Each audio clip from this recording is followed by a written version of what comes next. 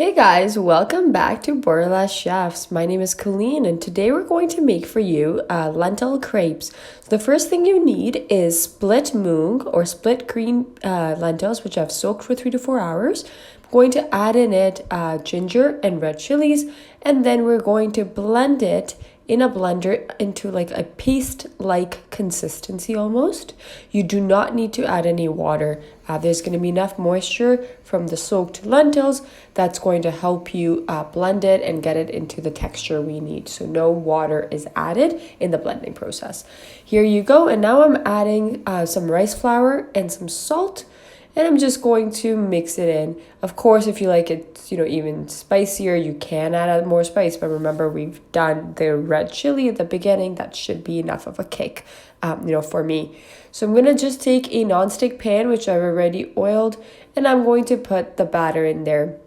This is where patience comes. As you can see, it's a very thin layer that we're spreading onto the pan. However, you still want to be fairly patient. So low to medium heat, at least 3 to 4 minutes on each side, but really you'll start to see it get ready as you can start to see the golden brown through the top layer.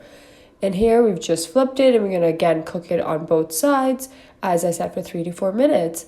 And there you have it. Your lentil crepes are ready. And before I sign off for today, I want to tell you two things. One, of course, we know lentils are a great source of protein, but I wanted to make you aware that because we're soaking these lentils prior to cooking them, we're actually making them more digestible for you. That's one of the biggest drawbacks of lentils when it comes to protein and digestion. Soaking them actually helps it break down, helps our body break it down better and actually absorb and digest that protein that is in the lentils. So that's the first thing I wanted to tell you.